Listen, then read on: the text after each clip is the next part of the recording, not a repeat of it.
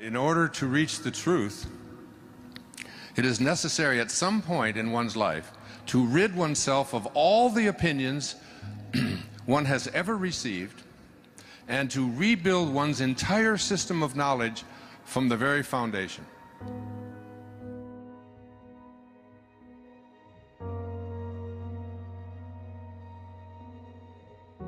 There's a little girl here tonight. Camille, where's Camille? 6 years old or so, 7 years old. I was swimming with her a little while ago, and she showed me her teeth. And she said, I lost 2 of my teeth. And look, there's 2 new teeth coming underneath it, and she was all excited about that. And I said to her mom and my daughter Summer, who was here, just imagine that in that tiny little infinitesimally small little speck that built into that was what she's going through right now. What is there to do? There's nothing for us to, we can't make a change. In that tiny little invisible speck, everything that you needed for this physical journey was handed for you. And you don't believe in miracles?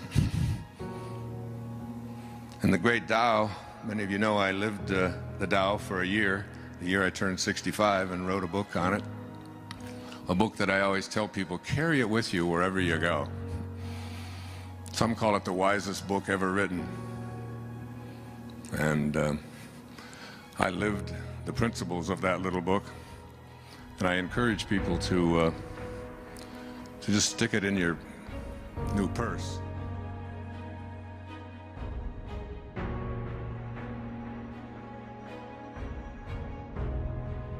Because I often have quoted Lao Tzu, and he has often said, the Tao, God, divine mind, the Tao does nothing.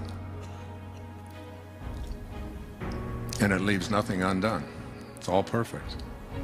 So I say to him over the summer over in Maui, I said, Sans, come on, do something. You got to do it. Let's go. We got to do something. He looked up and he said, I do nothing. And I leave nothing undone. So this stuff can come back at you. It's his favorite line now. He's a Taoist philosopher. So the great Saint Swami Muktananda was asked the question, what is real? And his response is really worth you hearing.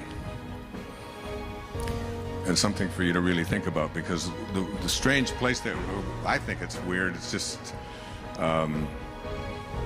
so magical, but it's still, it's hard for us to wrap our arms around this idea that all things are possible. This awareness that about what is real. And Muktananda said, that is real, which never changes. So what part of your physical life meets that definition? We are all in these bodies that are changing every second. Therefore, by that definition, they're not real. So you go back and look at how many bodies you've been in since you showed up here. You were in a body about this big that weighed somewhere between 5 and 10 pounds, and that was you. And you were in a little toddler body about this tall, and you certainly, if someone said, is that you, you would have said, yeah, that's me. And then you were in a 13 or 12-year-old body, which is one of these. I have 6 daughters, and they have a stance, you know, when they're about 13, and they go like this, and their leg goes up and down, and they roll their eyes and look at you like you ought to try to get a life someplace. You were in one of those bodies, teenage body, and you thought that was real. That's when you get the great learnings. One of my daughters, Serena, said to me one time when I raised my voice, and asked her to hurry up and get moving. Come on. She looked at, I wonder what all those people would think of Mr. Positive if they could see him here this morning. She turned to her sister and said, would you buy a book from someone who yells at his 11-year-old daughter? I'd sneak out of the room and try to... Best line I ever heard from any of my children ever, and I followed them around with a pad of paper to give me material, was from my daughter Summer.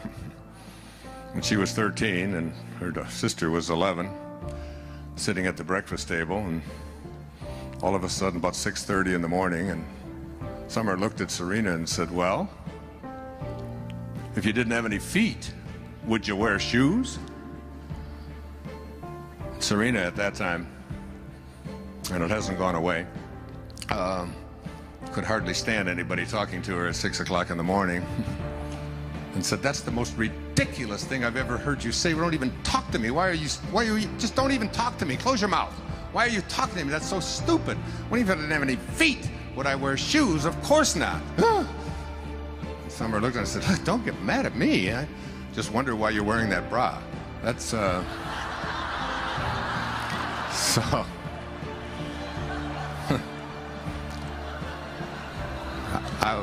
you were in one of those bodies?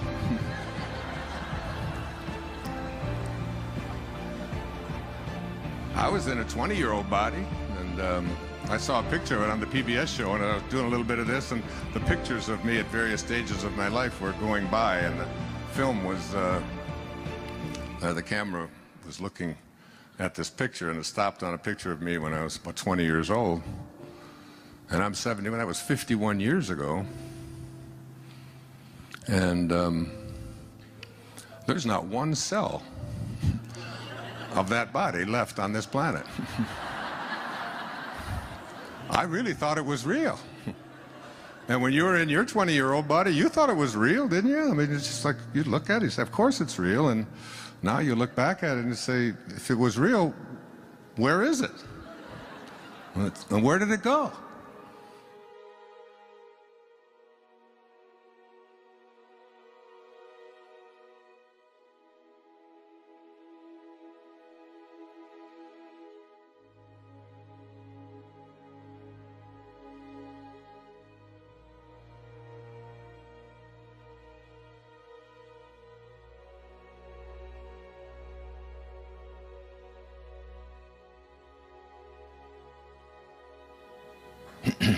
Emily Dickinson, another great poet, one of my very favorite poets from Massachusetts, would give talks back in the 19th century, and she would pick up a handful of dirt, and she would say, just let this in. This quiet dust was gentlemen and ladies and lads and girls, was laughter and ability and sighing and frocks and curls. This passive place, a summer's nimble mansion where bloom and bees fulfilled their oriental circuit, then ceased like these. That's who you are, if you believe that you're your body. Just quiet dust that's going to fulfill its circuit and cease. And we all know that we're something much more than that. But we haven't been raised to believe that. So my talk tonight is really about understanding there is a component of us that is beyond the physical, beyond the physical, metaphysical, beyond form, over, past, higher than form, transformed. And this part of who we are has infinite possibilities and can do anything,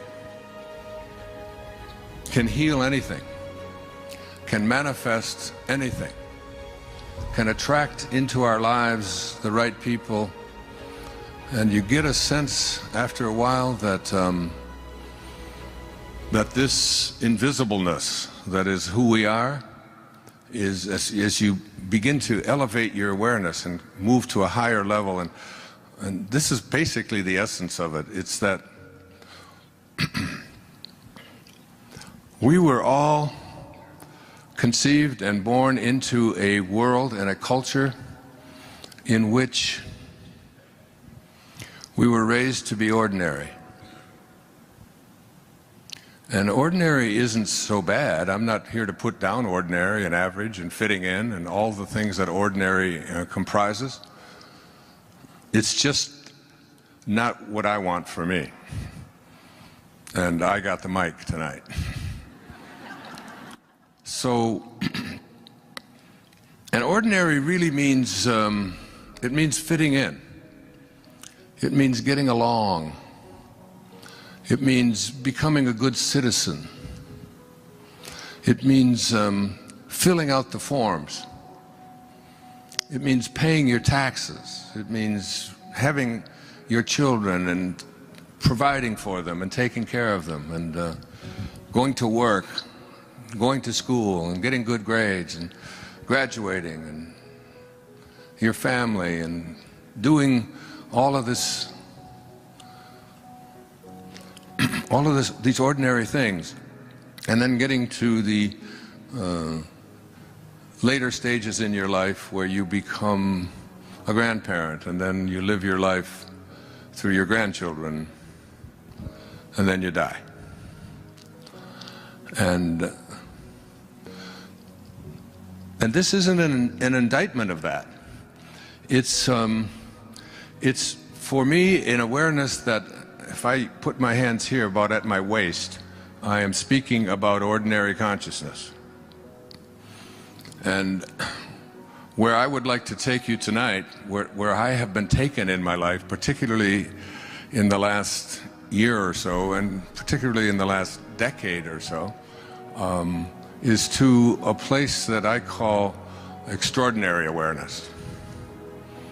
And extraordinary awareness is, it encompasses all of ordinary. So that you're listening to an ordinary man. I fill out the forms, or I get somebody to do it for me, more like it. And I pay my taxes, and I've provided for all of my children. And when I went to school and saw that they went to school and was there for them as much as I could be, and did all of the things that we would say constitute ordinary. But extraordinary doesn't stop here. See, this is where it stops for so many people. And they go through their life with this, remember the Barbra Streisand song? Is that all there is? And there's this sense that there's more.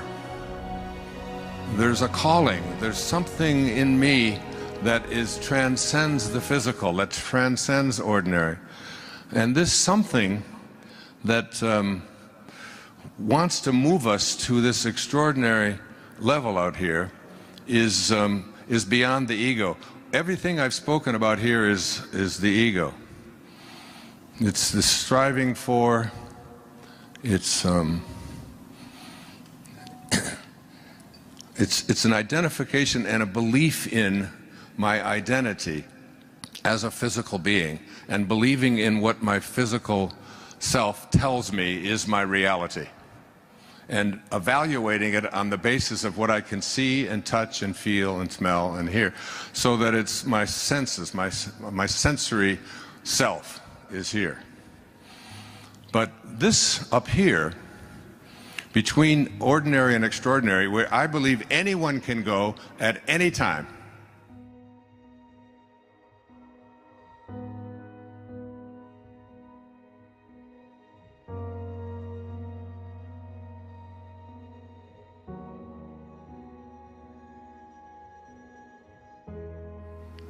Here we are with E. E. Cummings, another favorite poet. He said, to be nobody but yourself in a world which is doing its best night and day to make you just like everybody else means to fight the greatest battle there is to fight and never stop fighting. This is how the poets think. It's about going beyond average. It's about going beyond ordinary. It's about recognizing your own divinity. It's about understanding that there's something inside of you that is calling you. It's your spirit, it's your soul. And your soul, your spirit, is here in the distance between here and here. And your soul wants something very, very different than your physical body, ego apparatus wants. It's not interested in fitting in. It doesn't care whether you're right. It doesn't care whether people like you. It doesn't care about whether you're a good citizen or not. I wrote these words out the other night. Let me share them with you. It says, I said, the ideal, because I'm going to write about this, the ideal of the soul, the thing that it asks for, is neither knowledge, nor light, nor happiness. The ideal of the soul is space. The ideal of the soul is immensity. The one thing it needs is to be free to expand, to reach out, to embrace the infinite. Yeah, the ideal of the soul is infinity. It is it is miserable when it is circumscribed and restricted. The soul is not finite. What is finite? Finite means it has a beginning and it has an end, doesn't it? So that's it. It stops here and it's finite. The opposite of finite is infinite, infinite. And what is infinite? What does it mean when something is infinite? It means that it is always expanding, right? It doesn't stop any place. It is always growing. It's like the universe. It's just infinite. What do you think's at the end of the universe? Just try to imagine a finite universe. And we come up with, well, what would be at the end of it? And what we think is at the end of it is what? What is there, a wall? If there's a wall at the end of the universe, the poet would ask, what's on the other side? And where does that end? So there's getting in touch with this infinite part of ourselves is really the part of us that says, there was a song that was popular when my mother was a young woman. It was called Don't Fence Me In. Oh, give me land, lots of land, and the starry skies above. Don't fence me in. Remember that song? All the old folks singing. My daughter's looking at me, what is he going to do now? He's going to embarrass me. We don't want to be fenced in. Now, before I had any children, I had 8 theories about how to raise children. I even wrote about them. Now we have 8 children. I have no theories. But the one thing I know about raising children is this, that nobody likes being told what to do. Right, Sage? I was telling the story of you, honey, on Mother's Day one year at a restaurant where we were all there, my mother, Marcy's mom and dad, and we were all there. And Sage is, in a lot of ways, like me, what I call I tell this story at every talk, so I might as well hear it. That's the scurvy elephant. When I was in a foster home back in Mount Clemens, when I was about 6 or 7 years old, I came home from school, And Mrs. Scarf, who ran this home, had this home that a bunch of us lived. And I came home and I asked her, what's a scurvy elephant? And she said, a what? And she said, a scurvy elephant. I said, and she said, well, where did you hear that? I said, well, I heard Mrs. Poole, who was my third grade teacher, talking to the principal, and she said that Wayne Dyer was in her classroom and that he was a scurvy elephant. So she got on the phone, called the principal, and the principal said, oh no, she said, that's Wayne. He gets everything mixed up. She didn't say that he was a scurvy elephant in her classroom. She said that he was a disturbing element in her classroom. And I always loved to say that. So a scurvy elephant is, and my teacher, Abraham Maslow, used to always say to us, you know, the number one marker of self-actualizing people is their independence of the good opinion of other people. They're just not interested in being told what to do. I watched on the on my iPad, which I just got, and it had a commencement address by Steve Jobs at Stanford University. It was a 15-minute, and I just sat there, and before I meditated, I listened to what he had to say. This immensely scurvy elephant, who really, just passed away a few weeks ago, and you know, many of his biographers now saying that he's up there with Thomas Edison and Benjamin Franklin and Alexander Graham Bell, people like that. He really changed who we are as a people and how we communicate with each other. And his advice to the whole graduating class at Stanford was, don't live somebody else's dharma. Don't listen to that inner calling. And whatever it calls you to do, listen to it. And don't pay attention to anybody telling you what's possible or what's not possible, or whatever. Just fight for it.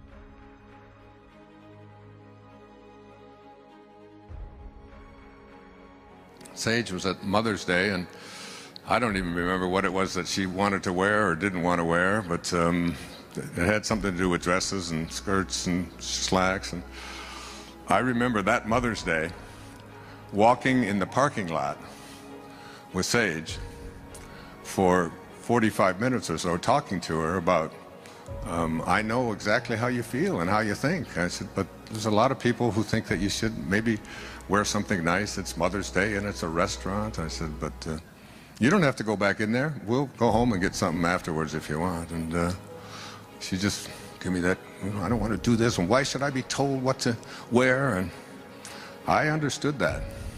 I understood it very strong. And she's still doing that. But it also serves people very, very well. This idea that I'm going to listen to that voice, and we all have it. And when we have this voice, and this voice has passion associated with it,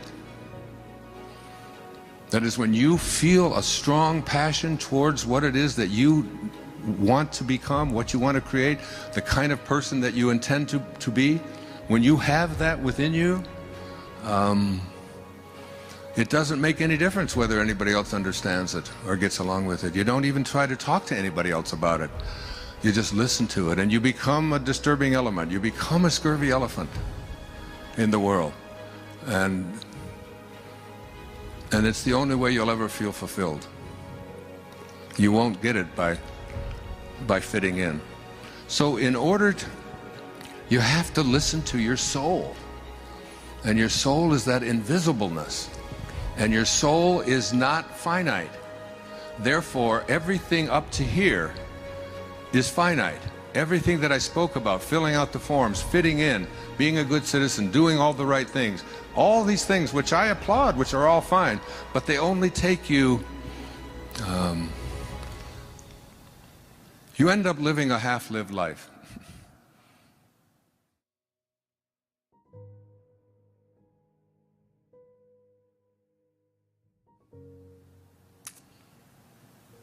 Herman Melville.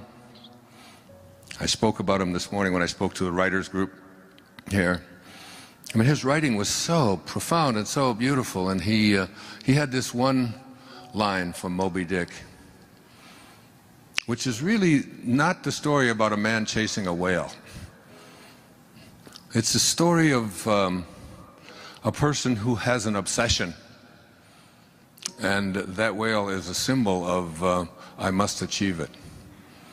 I read a really great book this summer. Every one of my kids have read it. It's called Unbroken by Laura Hillerbrand.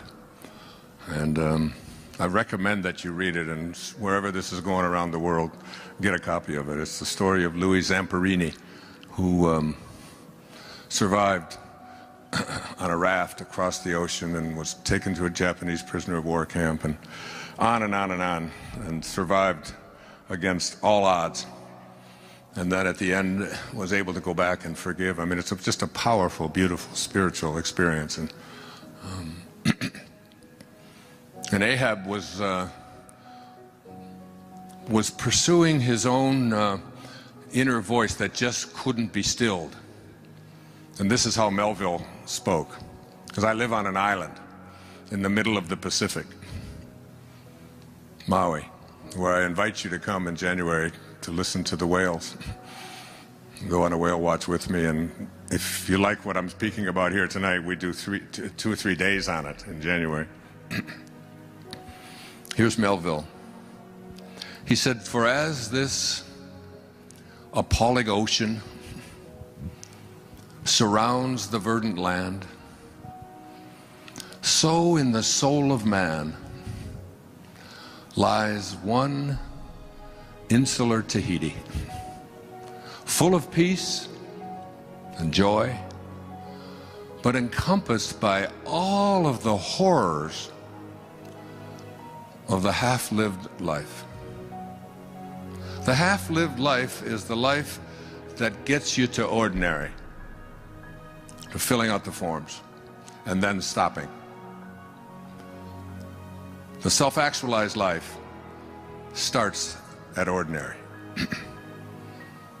and listens to its soul, which you can't find, but you know is there. And there are some that doubt that it's there. I had a friend who's a neurosurgeon over in Maui, and he was saying, you know, you talk about this soul thing a lot. He said, I've poked around in a lot of human brains, and I've never seen a soul or anything resembling a soul. And I asked him, I said, Chuck, I said, while you're in there poking around, have you ever seen a thought? Well, no, of course not. I said, do you think there are thoughts? That such a thing as a thought exists? You can't see it, you can't touch it, you can't. The fact is that virtually everything that exists is metaphysical, beyond the physical. It's very limited, our physical world, and it's not even real by Muktananda standards, because it's always changing. The body that you came into this room with will be a different, you'll leave in a different body. There's something called you that just keeps occupying more and more and more new bodies until ultimately it just sheds it all together. The great Irish poet William Butler Yeats said, an aged man is but a paltry thing, a tattered coat upon a stick. What an image. Unless soul claps its hands and sings, and louder sings, for every tatter in its mortal dress. We're just tattered coats on a stick, unless we have a soul. And when we have a soul, the soul says, don't fence me in. The soul says, don't tell me what to be. Don't tell me what I can't do. Don't you dare impose upon me who you are and what you think I should be. That's your soul. And all of you have this, because this body of yours is just an illusion. It's just a very temporary parenthesis in eternity, isn't it? And you know that you're going to leave it. And all the evidence is there, and you just keep looking at it. You try to pretend that it's not there, and so you color the gray, and you lift them up, and you shift it around, and you put on a girdle, and you do all of the, I don't know, you do all of the stuff to pretend that it's, and you're not doing a damn thing in this world. You're just being done. You're just being done. But what you're being done by is the higher self.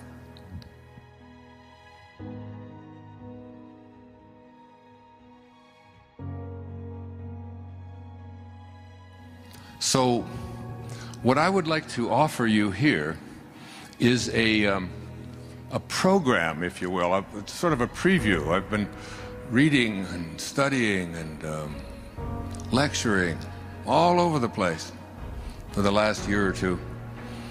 And for some reason, I've been given a big voice and a big audience. For some reason, I'm allowed to go on public television and present in prime time 3- and 4-hour specials on the Tao Te Ching, or on the power of intention, or on changing your life, living from a spiritual place. And it must be because I have had this wonderful opportunity handed to me that I've been getting exposed to more and more and more about the miraculous power that comes to us when we start our life from ordinary and just leave that part of it to be taken care of and move into this extraordinary place, this place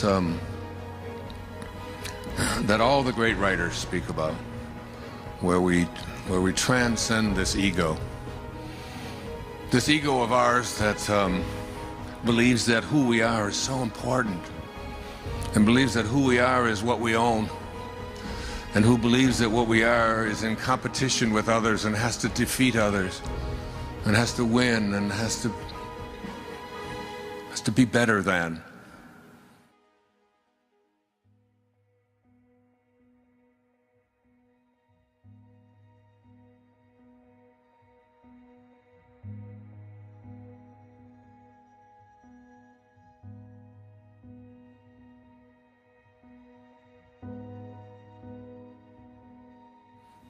I love the poets. I feel very poetic tonight. A great Indian poet named Rabindranath Tagore won the Nobel Prize for Literature in 1927 with a collection of poetry called Gitanjali.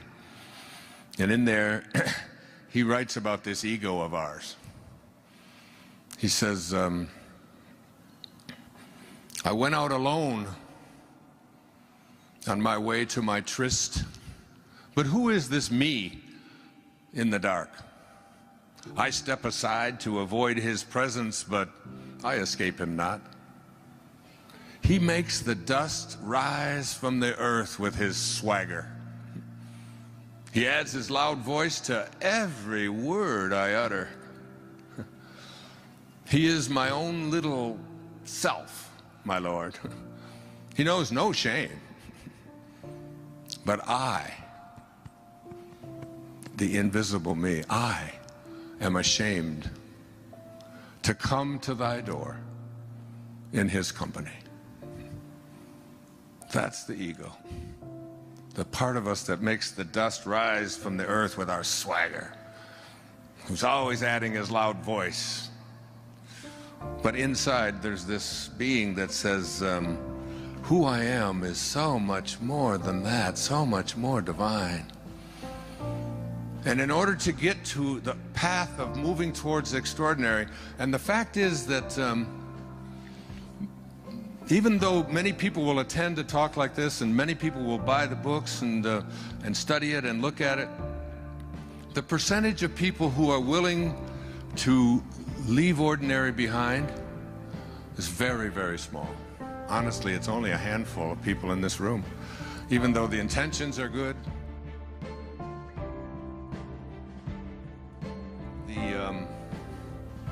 The book that I'm reading now, I came across a quote. I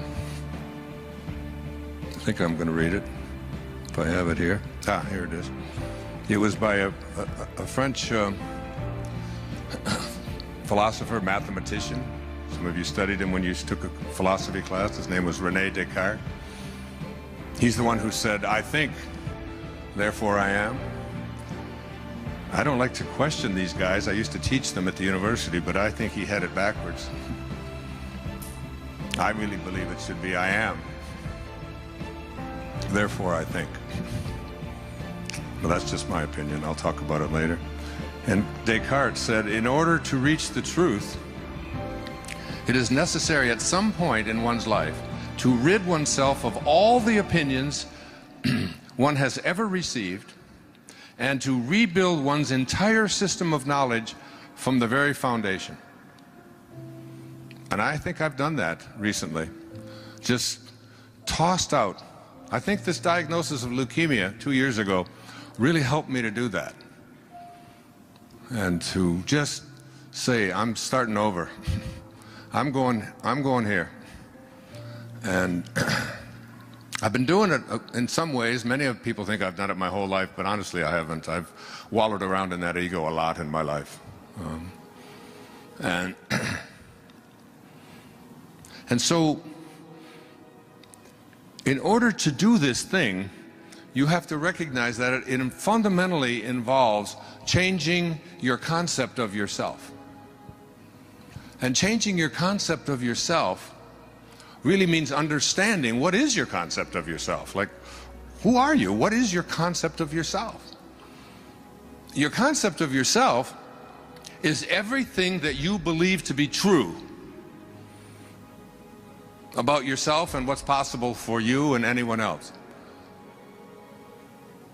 And it really means changing most of that, because you have been raised to be ordinary. You've been raised to believe in your limits and how far you can go.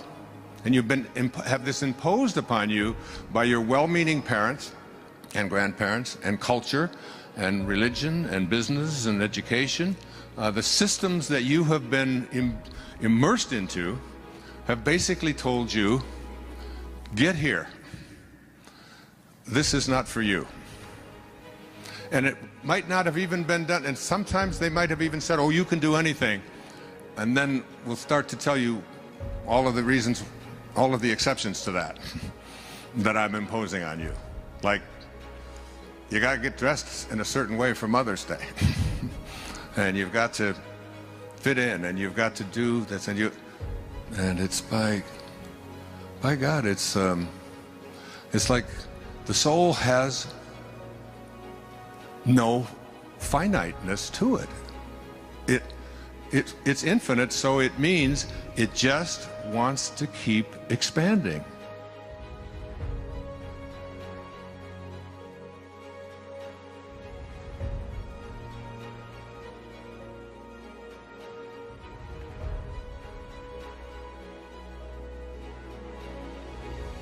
Consciousness coming into this dimension is the divine purpose, but the divine purpose is twofold. One is the universe delights in creation. It delights in creativity. It delights in creating new forms. How do I know that? Well, just look around on the planet here, the millions of life forms in the sea, on land, in the air. The universe delights in creating this multiplicity of forms, and it delights in experiencing itself through all those forms, because you are not a separate entity. It's not the case, as sometimes the egoic self believes, here's me and there's the rest of the world or the universe. Or the ego thinks that it is in the universe. It somehow suddenly appeared fallen into this universe, and then where am I? I'm in this universe. You're not in the universe, you are the universe. The one life expressing itself through countless life forms. And there's a growing complexity in life forms. And with every experience, the universe is experiencing itself, as your life is extremely differentiated in human beings. The way in which life or the universe or the one consciousness experiences itself in this dreamlike world is extremely differentiated. It is amazing that every human being is different. Of those billions of humans on the planet, every human not only looks different, you could recognize, if you know one person out of these billions, I can't remember how many billions are on the planet now, you could recognize this person out of billions of other human beings just by looking at their face. This is how differentiated it is on the surface level already. And then every life experience, of course, there are many similarities, but there's a uniqueness to every life experience. Every life experience is a world that arises and subsides. My mother's life, your mother's life, your parents' life, anybody's life, was a particular world. The way she experienced the world was very different from the way I experienced it. It's like my mother and I, and I'm just taking one example from my personal experience, seemed to inhabit completely different universes.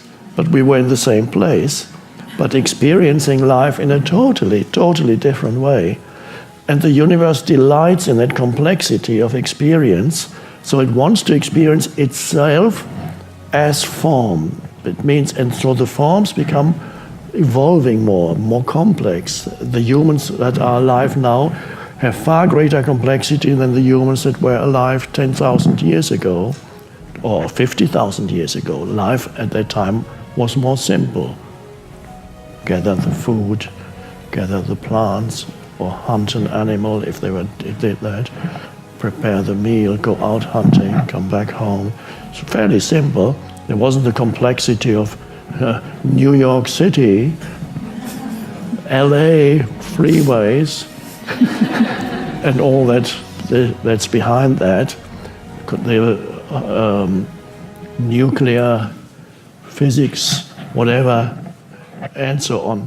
And so the universe delights in that, and you are an expression of that. It wants to become conscious of itself through you, and it's doing that, attempting to do that through humans, but the universe, that one consciousness is not separate from you. You are an expression of it. But the universe also wants to know itself deeply, its own source. It wants the source realization also. So I know that because I know by looking within myself, there is an outgoing movement into creation, and there's a return movement that wants to realize itself in its essence. The universe wants both. It wants to go out and create. It also wants to realize its own essence through you. In a human life that expresses as wanting to do things in this life, wanting to contribute to this life, wanting to create something, to make something of your life, your so-called life, it expresses as that. And the return movement, so you have the outward movement of the universe. The return movement expresses as coming totally into the present moment, stepping away from becoming into being. Becoming is the outward movement. What can I do now? I need to do something. I want to create this. I feel that there's something coming through me. I feel a piece of music wants to come through me. A book wants to be written or something, whatever. I want to do this or create this, set up this business or that, or whatever. And then it's this becoming, doing. But then there's another movement that says, I just want to be. and be still. And this present moment, go deeply into this moment. I don't need to become anything at all. I just want to be fully who I am already and go deeply into being. So it's almost this contradictory movements. In some humans, the outward tendency is greater. In others, the inward tendency is greater. Both are necessary, and somehow both need to be there as long as you're here in a human form. Both, to some extent, will be in you, but they will be different to different degrees. Some are much more going within and to being, to the source. But I would suggest that it's not either or. There are certain spiritual traditions that look upon it as more as either or. They say, forget about the world, just realize who you are, and then you can just sit in a corner for the rest of your life and never do anything again. You don't need to.